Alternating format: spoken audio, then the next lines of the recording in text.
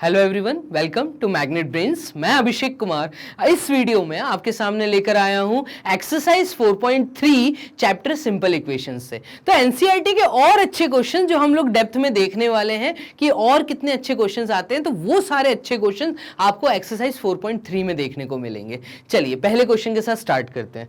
तो पहला क्वेश्चन क्या है, सॉल्व द फॉलोइंग इक्वेशन। अब अच्छे से यहां पे समझना, और प्यारे प्यारे क्वेश्चन है। क्या है वो, 2y प्लस का साइन है, 2y प्लस 5/2 इक्वल्स टू 37/2। अब यहां पे देखो, यहां तो प्लस 5/2 दिया, हम लोगों ने पिछले एक्सरसाइज में देखा कि जो एक्स्ट्रा लिखा है उसका अपोजिट डाल दो, वैसे सॉल्व कर लो।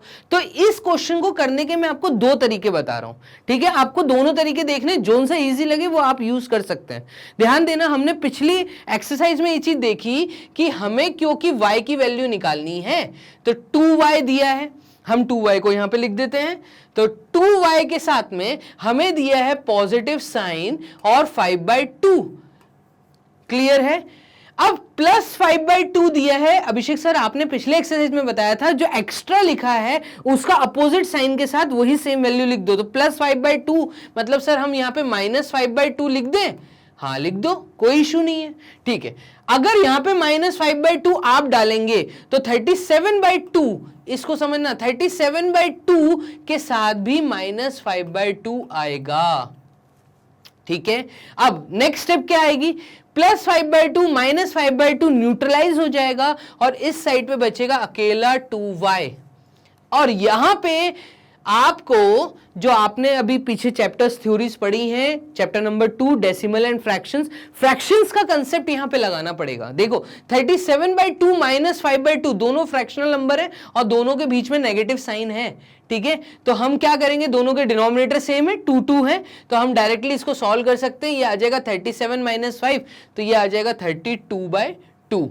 ये मैंने डायरेक्ट इसलिए लिखा क्योंकि दोनों के डिनोमिनेटर सिमिलर थे। अगर दोनों के डिनोमिनेटर सिमिलर नहीं होते तो इस साइड पे मुझे वो पूरा मेथड एलसीएम वाला करना पड़ता। यहां पे ये करने की जरूरत ही नहीं थी, दोनों के डिनोमिनेटर सेम थे, बीच में नेगेटिव का साइन था, तो मैंने डायरेक्टली नीचे डिनोमिनेटर में 2 लिख दिया। आपको याद आ रहा होगा, हमने ये चैप्टर में पढ़ा था, फ्रैक्शन चैप्टर में, कि कैसे सॉल्व करते हैं दो फ्रैक्शनल नंबर्स जिनके बीच में प्लस एडिशन या सब्ट्रैक्शन का साइन होता है, ठीक है। जिन्होंने ये वीडियोस नहीं देखी है, आप लोग वो वीडियोस को भी वॉच करिए, ठीक है बच्चों। नेक्स्ट ध्यान देना, तो अब मेरी इक्वेशन ये दिख रही है मुझे सामने। अब यहां पे y के साथ 2 एक्स्ट्रा है, तो y के साथ 2 किस रिलेशन में, मल्टीप्लाई। आपने अभिषेक सर बताया था 2y/2 कर दो, क्योंकि मुझे 2 रिमूव करना है। तो जिस वैल्यू को रिमूव करना है, अगर वो मल्टीप्लिकेशन में है तो हम डिवीजन में सिमिलर वैल्यू डाल देते हैं। हमने पिछले एक्सरसाइज में देखा 4.2 में। अब यहां पे सर हम क्या करेंगे, यहां पे बच्चे फंस जाते हैं। यहां पे वो कहते हैं सर ये तो ऑलरेडी 32/2 है, तो इसके भी नीचे क्या 2 डाल दें? हाँ, अब इसके भी नीचे में अगर 2 डालते हो, इसका मतलब ये पूरा एक फ्रैक्शन, पूरा ये numerator upon denominator already fraction में था, वो फ्रैक्शन वाली वैल्यू डिवाइडेड बाय 2 हो जाएगी। तो इतना लिखने से अच्छा क्या मैं ऐसा लिख दूं कि भाई डिवाइडेड बाय 2। अगर यहां पे डिवाइडेड बाय 2 लिखा तो मैं यहां पे भी तो डिवाइडेड बाय 2 लिख सकता हूं। यही किया है मैंने, यहां पे अपॉन में दिख रहा है, यहां पे साइन के साथ दिख रहा है, तो कोई अंतर नहीं है, ठीक है। अब ध्यान देना, 2 से 2 कट गया, y की वैल्यू क्या आएगी, y की वैल्यू आएगी 32/2। अब ये एक फ्रैक्शन है, फ्रैक्शन के साथ डिवाइड का साइन है, रिमूव करने के लिए इनटू हो जाएगा। उसके बाद जो 2 दिया है, ये 2 रेसिप्रोकल हो जाता है, याद आ रहा है, फ्रैक्शन चैप्टर में अपन ने पढ़ा है, तो ये हो जाएगा 1/2, क्लियर है। अब 32/2 इसको सिंप्लीफाई कर दो, ये ऊपर नीचे कट रहा है तो इसको हम काट देते हैं। तो यहां पे आएगा 2 1 टाइम्स 2 एंड 2 6 टाइम्स 12। इसका मतलब y की वैल्यू क्या आ गई, y की वैल्यू आई है 16/2। और 16/2 भी तो अभिषेक से सॉल्व हो रहा है, हाँ कर दो, लो ये आ जाएगा 8। भाई 2 से ये 16 कटा 8 टाइम्स, तो तो y की वैल्यू आई 8।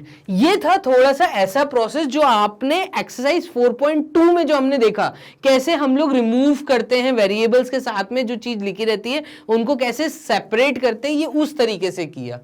इसी क्वेश्चन को करने का एक और तरीका है जिसमें ये सब नहीं करना पड़ेगा, ठीक है? वो तरीका मैं इस एक्सरसाइज में सिखा रहा हूं, अच्छे से समझने की कोशिश करना।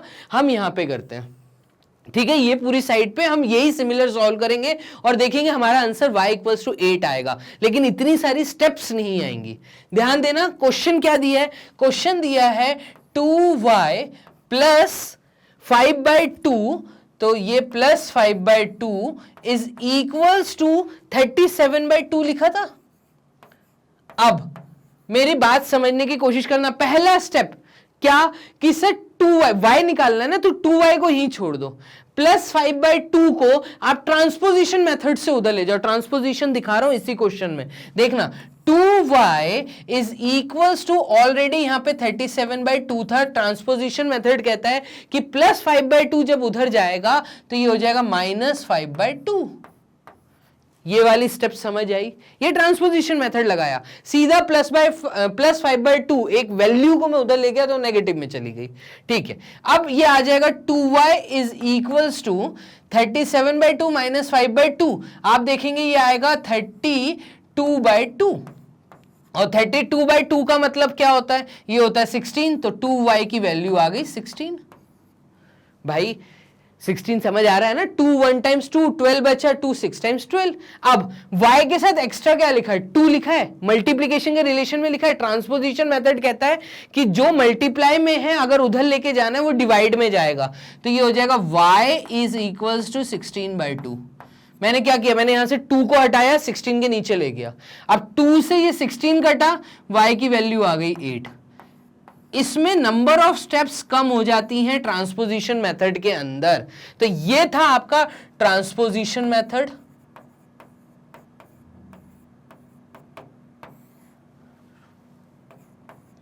और ये था सेपरेशन मेथड।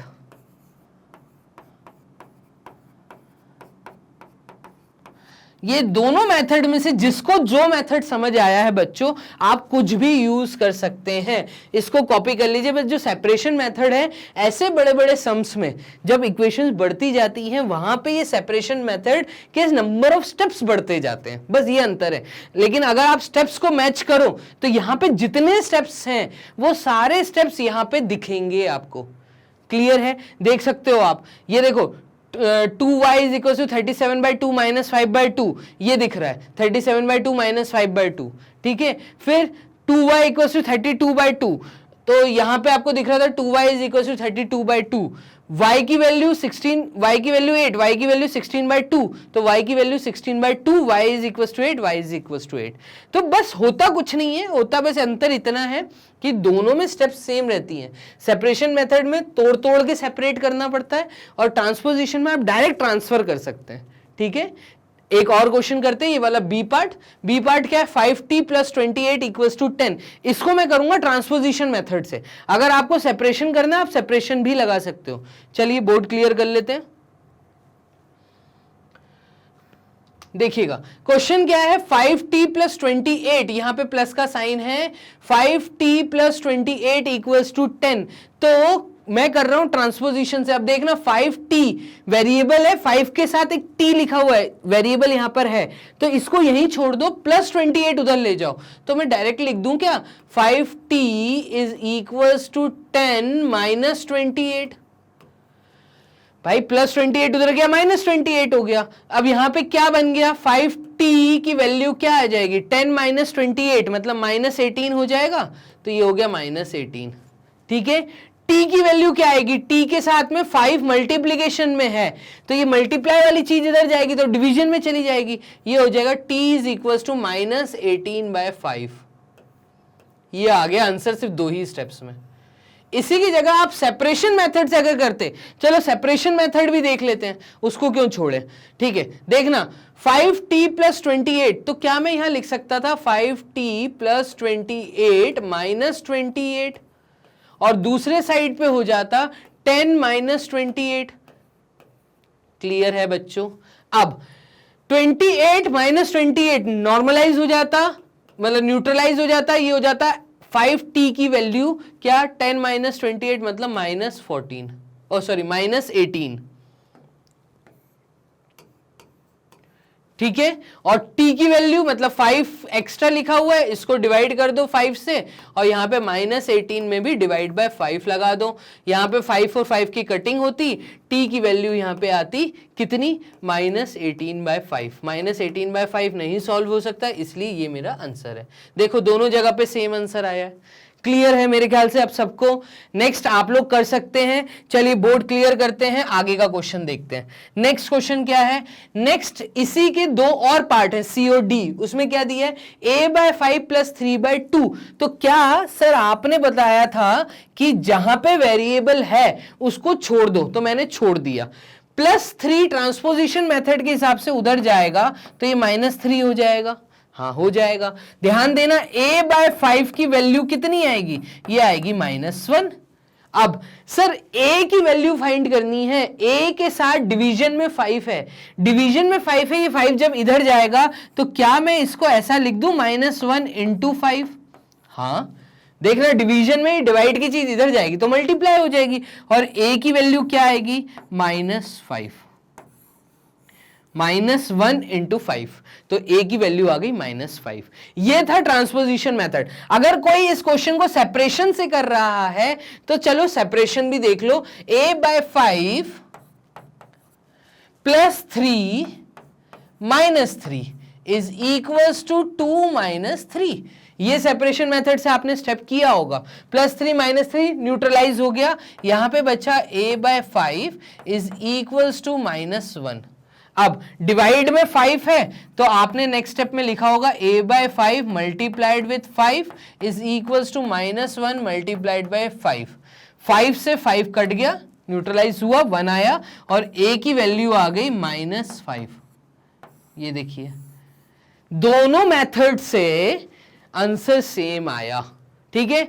इसका डी पार्ट भी अटेम्प्ट करके देखें। चलिए डी पार्ट भी अटेम्प्ट करते हैं। डी में क्या है q/4 प्लस 7। q/4 प्लस 7 का मतलब क्या कि q/4 is equals to 5 - 7। +7 transposition से इक्वल टू साइन के इधर गया तो -7 हो गया, और ये नेक्स्ट स्टेप आएगा q/4 इज इक्वल्स टू 5 - 7 मतलब -2। और q की वैल्यू क्या आएगी, q की वैल्यू आएगी -2 मल्टीप्लाइड विथ 4, क्योंकि डिवीजन में 4 था, ये 4 इधर गया इंटू हो गया, तो q की वैल्यू आ गई -8। -2 into 4 negative into positive negative, 2 into 4 is 8। अगर कोई इसको सेपरेशन मेथड से कर रहा है तो चलो सेपरेशन मेथड भी देख लो आप लोग। ये क्या होगा q/4 plus 7 -7 is equals to 5 - 7। तो ये क्या हो जाएगा q/4 इज इक्वल्स टू 5 - 7 मतलब -2। डिवीजन में 4 था, इसका मतलब q/4 इंटू 4 करेंगे हटाने के लिए, और दूसरे साइड पे भी इंटू 4 करेंगे। क्लियर है। अब ये इंटू 4 कर दिया मैंने, तो यहां पे 4 से 4 कटा, q की वैल्यू आई -8। देखो दोनों जगह सेम वैल्यू आ रही है, यहां पे भी -8 है, यहां पे भी -8 है। तो ये है इसको करने का तरीका। ये हमने देखा एक्सरसाइज 4.3 का क्वेश्चन नंबर 1। थोड़े से और अच्छे क्वेश्चन लेके देखें, ठीक है। आगे देखते हैं और क्या दिया इसके अंदर। देखिएगा क्वेश्चन नंबर 2 में, अब यहां पे आपको फर्स्ट चैप्टर, अब देखो सारे चैप्टर आपस में इंटरलिंक हैं, ठीक है। अगर सारे आप लोग शुरू से वीडियो देखते हुए आ रहे हैं तो वो सारी जो फंडे हैं मैथ्स में वो एक चैप्टर के दूसरे चैप्टर में, दूसरे चैप्टर के तीसरे चैप्टर में, पहले चैप्टर के लास्ट चैप्टर में। फंडे मैथ्स में इसलिए हम लोग पढ़ते हैं, रूल्स रेगुलेशंस फॉर्मूलाज इसलिए पढ़ते हैं क्योंकि हर जगह उनका यूज है। यहां पे आपको फर्स्ट चैप्टर मैंने इंटीजर्स चैप्टर में एक डिस्ट्रीब्यूटिव लॉ पढ़ाया था, तो यहां पे वो या तो डिस्ट्रीब्यूटिव लॉ का हम लोग यूज कर सकते हैं, तो मैं इसको भी करने के आपको 2 तरीके बताऊंगा, ठीक है। और एक हम इसको सेपरेशन मेथड से कर सकते हैं, ठीक है। ध्यान दीजिएगा क्या दिया है, 2 के बाद में ब्रैकेट लगा है और ब्रैकेट के अंदर लिखा है x + 4 = 12। अब ध्यान देना, इसको करने के दो तरीके। x+4 जो है, x+4 ब्रैकेट के अंदर है, उसके साथ 2 का क्या रिलेशन है? जो ये 2 बाहर लिखा है, क्या रिलेशन है इसका? इसका रिलेशन है सर, आपने बताया था मैथ्स में ब्रैकेट का मतलब होता है मल्टीप्लीकेशन, तो ब्रैकेट का मतलब है मल्टीप्लाई। इसका मतलब x+4 के साथ इस 2 का जो रिलेशन है वो मल्टीप्लीकेशन है। जब ये मल्टीप्लाई वाली चीज ट्रांसपोजिशन के थ्रू उधर जाएगी तो डिवाइड में चली जाएगी। तो क्या मैं डायरेक्ट लिख दूं x+4 इज इक्वल्स टू 12/2? भाई 2 यहां पे मल्टीप्लीकेशन में था, ये 2 यहां आया 12 के पास, तो ये डिवीजन में आ गया, और कुछ नहीं किया मैंने। ध्यान देना नेक्स्ट स्टेप में क्या होगा, x+4 12 से 2 कटा तो यहां पे आया 6, 12 से 2 नहीं, 2 से 12 कटा, ठीक है, 2 से 12 कटा 6 आया। अब मेरे सामने इक्वेशन क्या है, x+4 इक्वल्स टू 6, +4 जब 6 के पास जाएगा तो -4 हो जाएगा, तो x की वैल्यू आ गई 6 - 4 और x आया हमारा 2। ये हो गया, इजी कर दिया। अगर किसी के बच्चे के दिमाग में ये ब्रैकेट देख के डिस्ट्रीब्यूटिव लॉ याद आ रहा है तो इसको हम डिस्ट्रीब्यूटिव लॉ से भी कर सकते हैं। ध्यान देना, इसको, इसी क्वेश्चन को मैं फिर से सॉल्व कर रहा हूं दूसरे तरीके से। क्वेश्चन क्या है, 2 bracket x+4 is equals to 12, ये क्वेश्चन था। देखो 2x को मल्टीप्लाई होगा, डिस्ट्रीब्यूटिव लॉ में क्या कहता है, जो ब्रैकेट के बाहर लिखा है वो ब्रैकेट के दिए हुए अंदर वाली वैल्यूज को इक्वली डिस्ट्रीब्यूट होता है। तो 2 मल्टीप्लाई होगा x के साथ, तो ये हो जाएगा 2x, फिर प्लस का साइन, और 2 मल्टीप्लाई होगा 4 को, तो ये हो जाएगा 8 इज इक्वल्स टू 12, +8 इधर गया तो ये हो जाएगा -8, ये हो जाएगा 2x इज इक्वल्स टू 12 - 8, और 12 - 8 होता है 4, तो ये हो जाएगा 2x इज इक्वल्स टू 4, और x के साथ 2 मल्टीप्लीकेशन में है, ये मल्टीप्लाई वाली चीज यहां आएगी तो ये डिवाइड में हो जाएगी, तो ये हो जाएगा 4/2, और x की वैल्यू आप देखेंगे 4/2 का मतलब 2 आ रहा है। देखो दोनों जगह पे आंसर सिमिलर आ रहे हैं, क्लियर है। तो ये था तुम्हारा ट्रांसपोजिशन मेथड, और ये था तुम्हारा क्या, ये था डिस्ट्रीब्यूटिव। अब तुम्हारे दिमाग में आ रहा होगा सर ये क्या सेपरेशन से नहीं हो सकता? ये सेपरेशन से भी हो सकता है। तो चलो इसी क्वेश्चन को अब हम सेपरेशन से करके देखते हैं। देखना, अगर कोई इसको सेपरेशन से अटेम्प्ट कर रहा है तो वो कैसे करेगा। ये है 2 ब्रैकेट में x+4 इज इक्वल्स टू 12। देखो x+4 के साथ 2 मल्टीप्लीकेशन में है, अब मुझे 2 को सबसे पहले रिमूव करना है, इस ब्रैकेट के सामने जो 2 है इस 2 को रिमूव करना है। तो वो मल्टीप्लीकेशन में रिमूव के लिए क्या मैं नेक्स्ट स्टेप में ऐसा कर दूं कि इसको अपॉन 2 लिख दूं। अगर इस पूरे के अपॉन में 2 लिखूंगा तो यहां 12 के अपॉन में भी 2 आएगा। क्लियर है बच्चों, यही है सेपरेशन मेथड, ठीक है। ये अब 2 से ये 2 कट गया और इस 2 से ये 12 कटा 6 टाइम्स। तो देखो क्या क्या बचा, मेरे पास बचा x+4 इज इक्वल्स टू 6।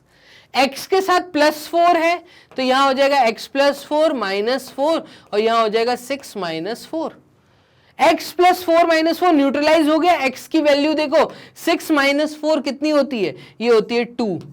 तो ध्यान दो, मैंने एक ही क्वेश्चन को 3 तरीकों से किया है। इसको आप कॉपी कर लीजिए, जिसको नहीं समझ आया ठीक है मुझे कमेंट बॉक्स में बताइए। वैसे मुझे लगता है कि जिसने मेरी शुरू से वीडियोस अभी तक वॉच की हैं उनको ये बहुत इजी लग रहा होगा। बहुत इजी है, ये फर्स्ट चैप्टर का कंसेप्ट यूज किया है और ये इसी चैप्टर का कंसेप्ट यूज किया है, सेपरेशन एंड ट्रांसपोजिशन। ठीक है, कॉपी कर लिया। नेक्स्ट क्वेश्चन भी देखें, चलिए नेक्स्ट क्या है, ये वाला, ये तो हमने छोड़ ही दिया था, ये भी कर लेते हैं।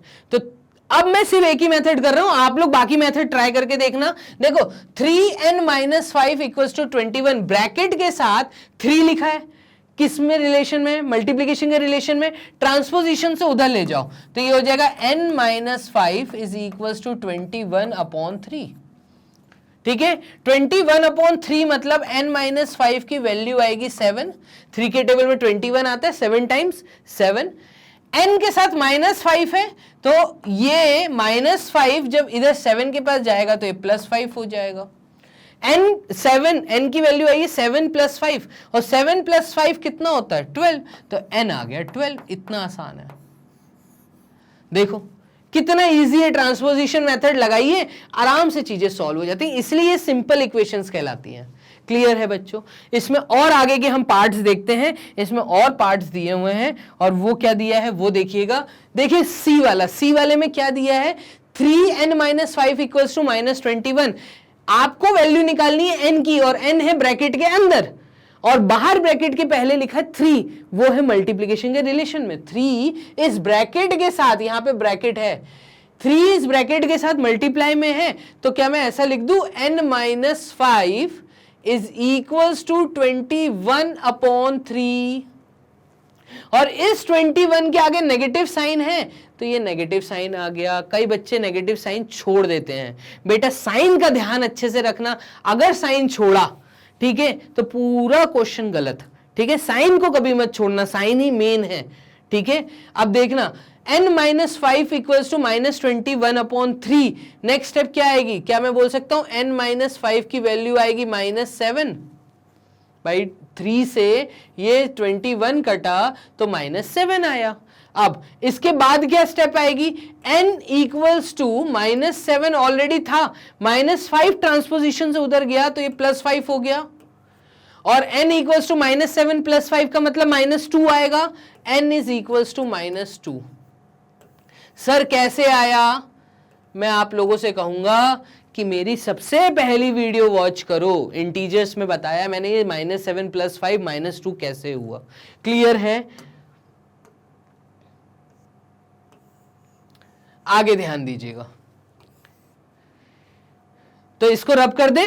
ठीक है, हम नेक्स्ट अटेम्प्ट करते हैं, इसको रब कर देते हैं। नेक्स्ट देखिएगा 2 - x के साथ 4 का क्या रिलेशन, मल्टीप्लाई। बार बार ऐसे ही क्वेश्चन है तो अब रट लो, इसको दिमाग में बिठा लो कि ब्रैकेट का मतलब होता है मल्टीप्लीकेशन। आ गया होगा इतना तो समझ। 2 - x के साथ है 4 है मल्टीप्लीकेशन के अंदर, तो ये हो जाएगा 2 - x = 8/4। क्योंकि मल्टीप्लाई में था, ये 4 ट्रांसपोजिशन से इधर आया तो 8 के नीचे आया। 4 से ये 8 कटा 2 टाइम्स, तो ये आ गया 2 - x = 2।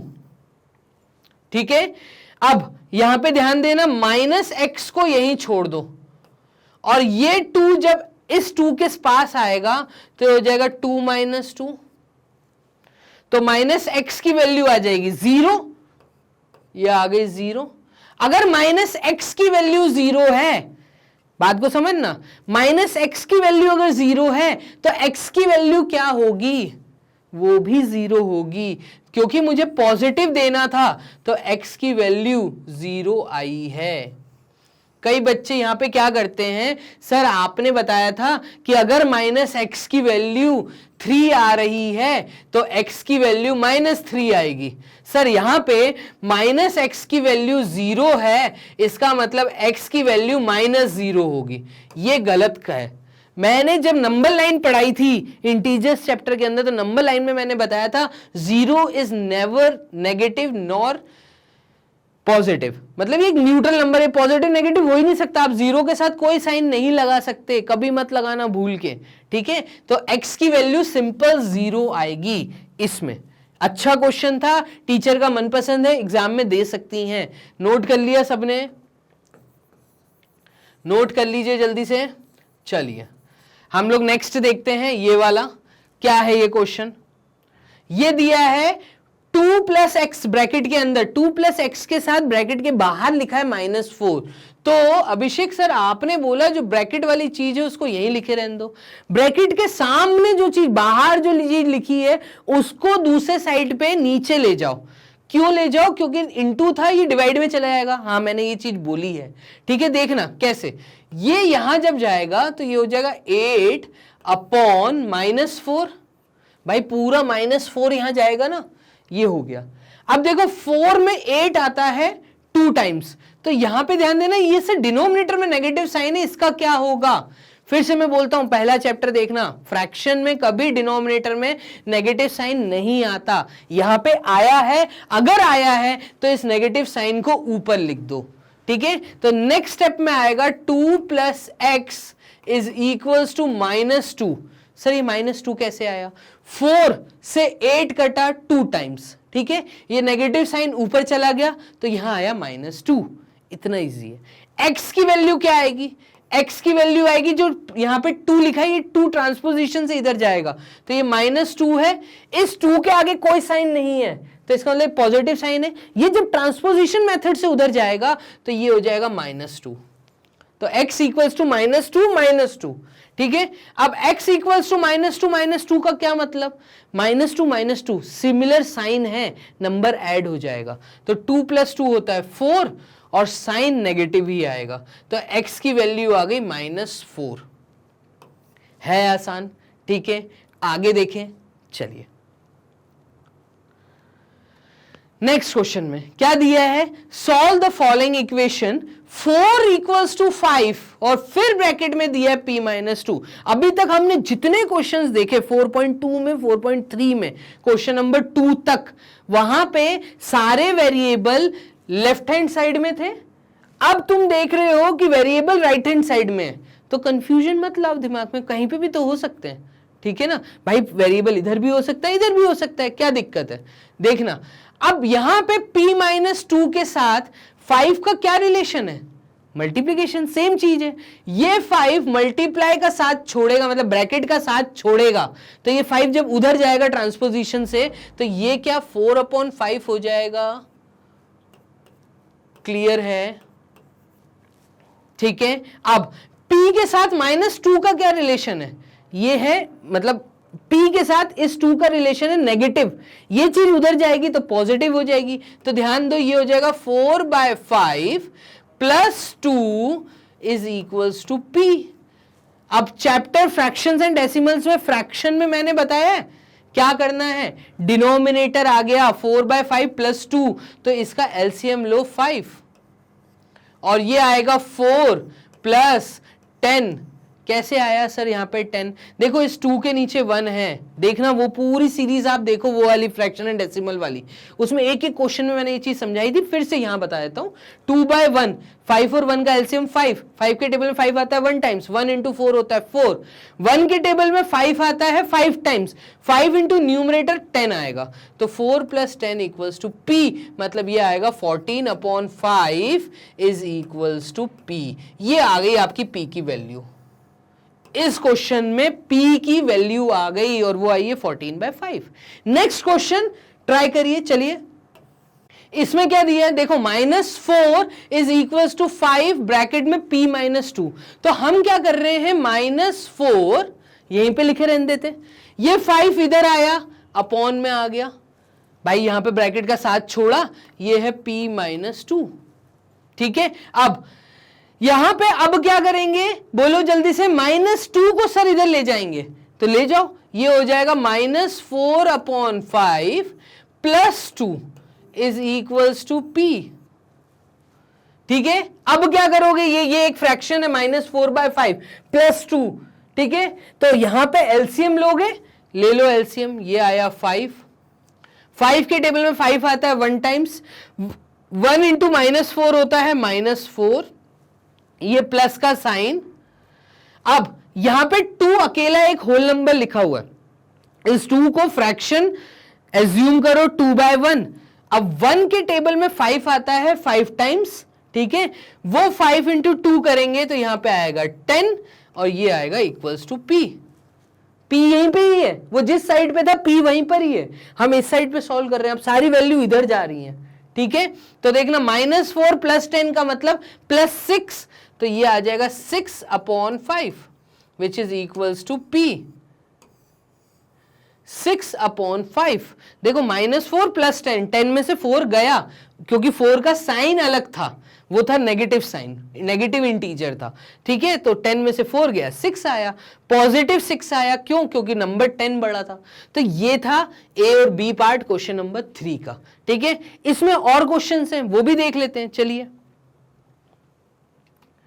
इसका CDE आप लोग मेरे साथ करिए, सबसे पहले हम C चालू करते हैं, ध्यान देना। अब यहां पे देखो, है आसान है, कुछ मुश्किल नहीं है। देखो यहां पे t+2 एक ब्रैकेट के अंदर है, ठीक है, उसके बाहर 3 लिखा है और 3 के आगे +4 लिखा है, 3 के आगे 4 भी है, तो सबसे पहले हम 3 को सॉल्व नहीं करेंगे, ठीक है। अगर आप पीछे वाला क्वेश्चन देखेंगे तो यहां पे ब्रैकेट के आगे 5 था, बट 5 के आगे कुछ नहीं था, उसके आगे सिर्फ इक्वल टू साइन था। इस क्वेश्चन में आपको 3 तो दिया है ब्रैकेट के आगे, उस 3 के आगे 4 भी है जो कि एडिशन के रिलेशन में है। तो क्या मैं ऐसा कर सकता हूं ट्रांसपोजिशन मेथड से कि इसको 16 - 4 कर दूं और ये आ जाएगा 3 ब्रैकेट t + 2। क्लियर है ना? ऐसे ही होगा ना। देखो ये 4 था, इस 4 को मैं 16 के पास ले गया ट्रांसपोजिशन मेथड से, तो 16 - 4 हो गया 12 और आपकी इक्वेशन आ गई 12 = 3 ब्रैकेट t + 2। अब तो तुम लोग कर लोगे, पिछला क्वेश्चन ऐसे ही था। क्या करोगे? 3 को ब्रैकेट से हटाओगे तो वो 3 इंटू के रिलेशन में था, वो उधर गया, डिवाइड में चला जाएगा, तो ये चला जाएगा 12/3 = t + 2।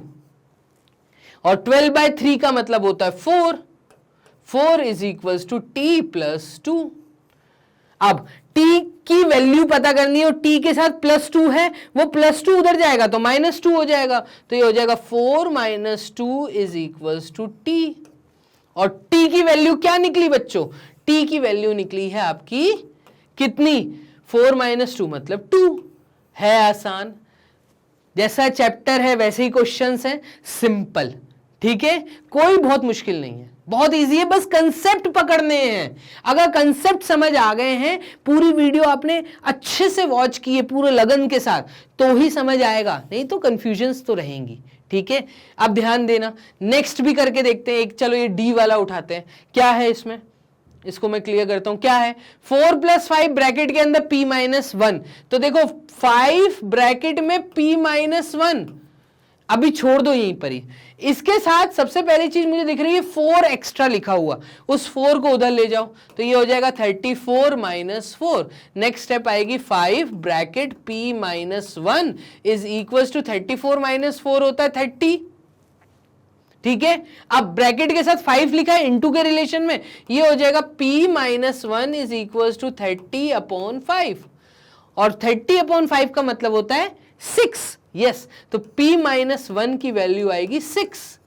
-1 ट्रांसपोजिशन से उधर जाएगा तो +1 हो जाएगा, तो p = 6 + 1 और p की वैल्यू आई कितनी? 7। क्लियर है? ये आंसर है। तो ये स्टेप्स आप ध्यान रखिए, ठीक है। डायरेक्ट स्टेप लिखने की कोशिश मत करिएगा, कहीं ना कहीं गलती हो जाती है साइन की, ठीक है। एक क्वेश्चन और करें, चलो ये क्वेश्चन भी करके देखते हैं। क्या है? 0 = 16 + 4 ब्रैकेट में -m - 6। तो ब्रैकेट जो m - 6 है उसके साथ 4 जो लिखा हुआ है इस चीज को भी यहीं छोड़ देते हैं, ठीक है। ये 16 जब इक्वल टू साइन के इधर गया तो इक्वल टू साइन के ऑलरेडी वहां पे 0 था, कुछ भी नहीं था, 0 था, ठीक है। तो ये जब 16 उधर जाएगा तो ये -16 हो जाएगा, = 4 ब्रैकेट में m - 6। आपको समझ आ रहा है? सर आपने 0 क्यों नहीं लिखा? भाई तुम्हें लिखना है लिख दो, वैसे कोई उसका फायदा नहीं है। 0 - 16 -16 ही है, तो मैंने वो 0 दिखाया नहीं, ठीक है। बस मैं 16 को डायरेक्ट उधर ले गया तो वो चीज दिख रही है कि वहां पे -16 गया। क्लियर है? आगे ध्यान देना, -16/4 कर दूं क्योंकि ये वाला 4 ट्रांसपोजिशन से उधर जाएगा तो इंटू हो जाएगा, डिवाइड हो जाएगा, = m - 6 और -16/4 का मतलब क्या? -4। तो यहां पे स्टेप आएगा -4 = m - 6। अब बताओ -6 उधर गया तो क्या? +6। तो m इधर है और -6 जब उधर गया तो ये -4 + 6 हो गया। -4 + 6 मतलब m की वैल्यू 2 आई है, तो ये लो m की वैल्यू 2, इस क्वेश्चन का आंसर। क्लियर है? m की वैल्यू 2, -4 + 6 मतलब 2। क्लियर है? तो ये थे सारे क्वेश्चंस जो हमने अटेम्प्ट करके देखे। क्वेश्चन नंबर 3 तक हमने किया और देखते हैं इसमें आगे कुछ है क्या। यस, एक क्वेश्चन और है। क्या दिया है उसमें? बोला है कंस्ट्रक्ट 3 इक्वेशंस, 3 इक्वेशंस ऐसी बनाइए जिसकी स्टार्टिंग विथ x = 2 हो रही हो। तो x = 2 का मतलब क्या? ठीक है, मतलब आपको 3 इक्वेशन ऐसी बनानी है जहां पे x की वैल्यू 2 आनी चाहिए, ये बोल रहा है। ऐसी आपको 3 इक्वेशन ऐसी बनानी है जहां पे x की वैल्यू -2 आनी चाहिए। मतलब आप इक्वेशन बताइए जहां पे आपकी वैल्यू x इक्वल्स टू 2 आ रही है, 3 इक्वेशन ऐसी बताइए। देखो क्या हम ऐसा कर सकते हैं कि हम यहां पे कर देते हैं 6 + x इज इक्वल्स टू, अब 2 आना चाहिए, x की वैल्यू 2 आनी चाहिए, तो ये 6 जब इधर जाएगा तो ऐसी क्या चीज है जिसमें से 6 कम होगा, क्योंकि नेगेटिव साइन में उधर जाएगा। तो 8 में से जब -6 होगा तो x इक्वल्स टू 2 आ जाएगी। ये एक इक्वेशन हो गई। और बताइए, ठीक है, क्या हम ऐसा कर सकते हैं कि यहां पे -x वाली एक इक्वेशन मैं आपको दे रहा हूं, ध्यान देना। यहां पे क्या मैं ऐसा कर दूं कि यहां मैं ले लेता हूं 7 - x, 7 - x is equals to, क्या मैं यहां पे 9 लिख दूं? देखिएगा, अगर मैं यहां पे 7 - x इक्वल्स टू 9 लिखता हूं तो ये जब 7 इधर आएगा तो 9 - 7 2 होगा, नहीं, इधर 9 ना करके हम एक काम करते हैं, यहां पे हम कर देते हैं -9। ठीक है, अब आपको समझ आएगा। -9 और ये 7 इधर गया तो ये कर दो -7, ये -7 इधर गया तो ये हो जाएगा +7, तो -9 + 7 मतलब -2, तो -x की वैल्यू -2, x की वैल्यू 2 आएगी। तो एक इक्वेशन ये है। ठीक है, आप कुछ भी बना सकते हो, कुछ भी फॉर्मेशन करो, आपका आंसर जो आना चाहिए वो x = 2 आना चाहिए। ये चेक करना चाहता है इस क्वेश्चन के थ्रू। क्या आपको समझ आया कि x = 2 करने के लिए आप क्या क्या कॉम्बिनेशन बिठा सकते हैं? ठीक है, ये बस चेक करना चाह रहा है। मैं इसमें एक चीज और कर सकता हूं कि मैं यहां पे कर दूं x + 13 is equals to 15।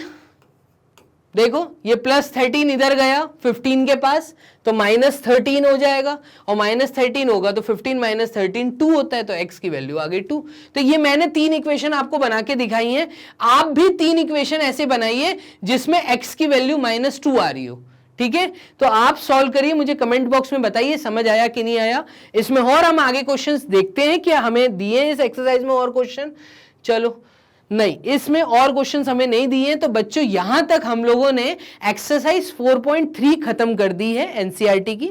Next video में एक्सरसाइज 4.4 देखिए। ठीक है, इस एक्सरसाइज के अंदर और डीप में आपको नॉलेज मिलेगी इस चैप्टर से रिलेटेड, और उसके बाद में आरडी बुक से भी मैंने कुछ, आरडी शर्मा बुक से भी मैंने कुछ क्वेश्चंस को लिया है। तो बच्चों ज्वाइन करिए magnetbrains.com पे। यहाँ पे हम लोग किंडरगार्टन से लेके क्लास 12 तक फ्री एजुकेशन आप लोगों को प्रोवाइड कर रहे हैं। और नेक्स्ट वीडियो में मिलते हैं। Bye and take.